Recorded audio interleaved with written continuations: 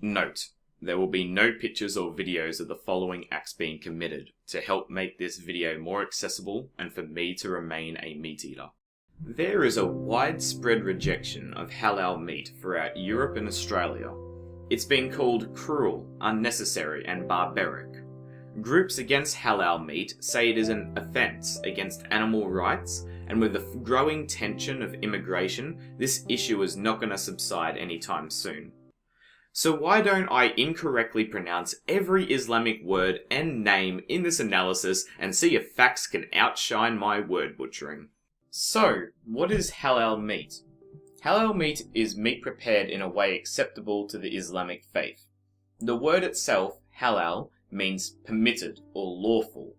This is done by the following. Firstly, a prayer to Allah before slaughter. The animal must have been fed a natural diet that did not contain any animal byproducts. You must use a very sharp knife to ensure humane killing. Slit the animal's throat, slicing the jugular veins, pancreas, and esophagus, accompanied by Muslims or people of the book, which are Christians or Jews, and the animal is hung up to allow the blood to drain out.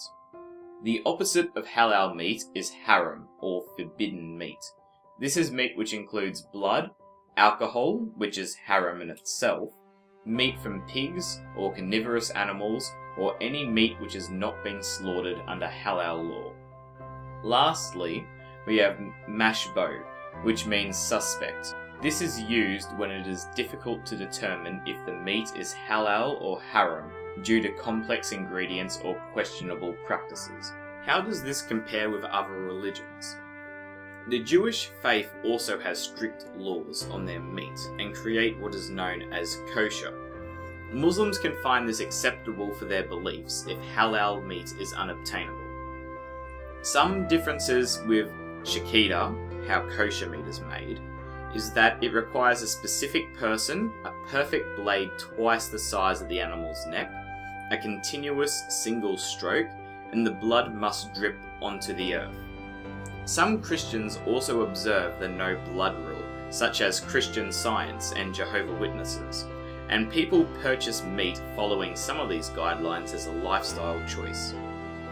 I wish to note that most videos you see of halal slaughter are from overseas. Videos of animals being turned upside down prior to or after slaughter is kosher and not halal. The largest argument against halal meat is that the slaughter is inhumane when the animal is not stunned. However, the RSPCA admits that outside a few halal and kosher vendors, most halal meat is stunned during the slaughter in Australia.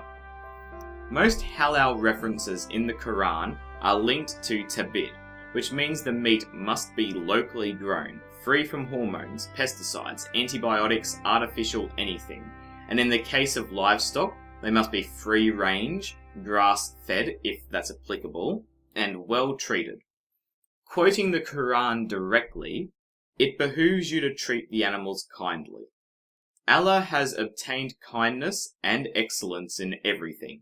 If the killing of animals is to be done, do it in the best manner, and when you slaughter, do it in the best manner by first sharpening the knife and putting the animal at ease. There is a reward for acts of charity to every beast alive. And a quote from Muhammad, peace be upon him, "Whoever is kind to the creatures of God is kind to himself." There is more to halal meat than simply the slaughter.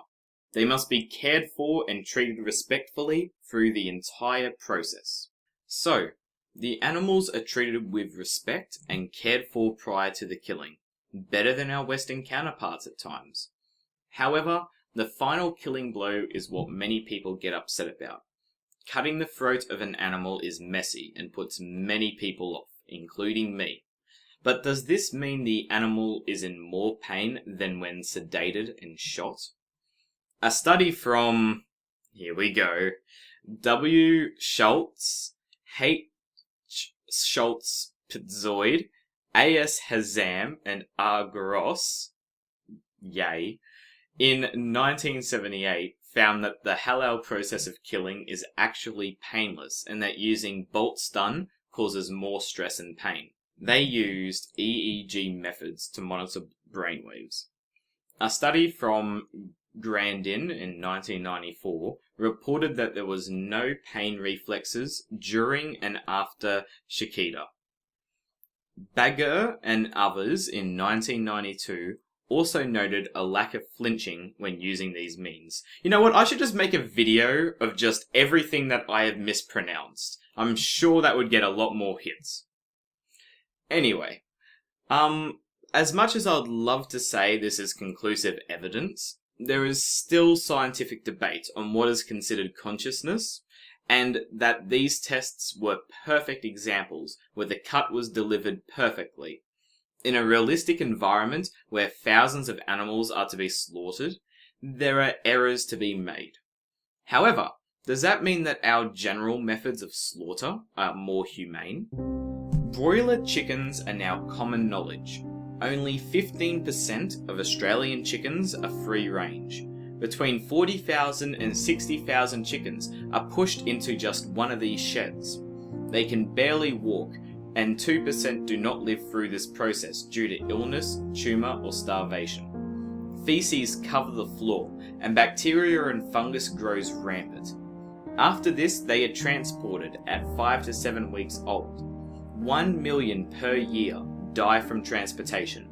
14 million have fractures, and 20 million have dislocated hips. After this, they are shoved into overhead conveyor belts by their feet. Their heads pass through an electrified waterbed and then into an automatic knife, which cuts their throat, and then lastly into a scalding tank to loosen the feathers. However, some duck their heads over the electrified waterbed and are not numbed when the knife hits. Others miss the knife and are thrown into scalding tanks alive. Is this more humane than being cared for individually through a natural life than quickly and respectfully being slaughtered? Live exports also cause immense harm to animals. There are many examples of this, and I have already made one huge example in this video.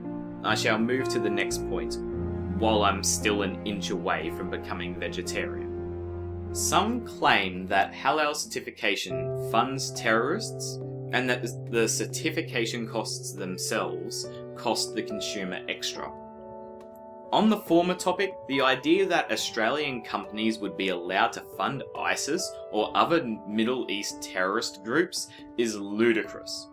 ISIS are, after all, fighting against other Arab nations. Middle Eastern polls practically show no support for ISIS among the populace. This is a huge topic I should cover in a full video later. Australia has many laws against terrorism, and if a company was confirmed to be funding terrorism, their accounts would be frozen and they would be charged. Certification costs are also minuscule compared to company profits.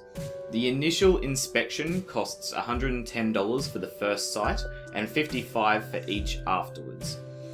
Fazal Muhammad from Queensland Halal Certification Service claims to charge companies $1,000 a year, and that those funds were spent locally. These products also sell well internationally. Cadbury's profits rose by 80% in 2013, despite anger against them for selling halal products. There is a huge demand internationally, with figures such as 75% of Muslims in America only eating halal meat, and 84% in France. With 1.62 billion Muslims worldwide, it is no surprise that halal products have huge demand, and Australia companies are profiting from them. There are many other theories I could present, but I don't wish to stretch this video out too long, just to accommodate every Islamophobic ideal. Overall, I find that halal meat is humane, and that we as consumers do not pay for halal certification, and that criticising one broad group in Australia on rare animal cruelty when our market is saturated with violations is ridiculous. That isn't to say that halal meat shouldn't be labelled or that you shouldn't stun animals prior to killing. Scientists are still debating that between themselves, and I do not have the qualifications to enter this conversation. Thank you for watching. This video would not be up to the quality it is without my new discussion group, Islamophobia is Un-Australian, Non-Muslims Supporting Muslims and Halal Facts. Here's to a more acceptive society.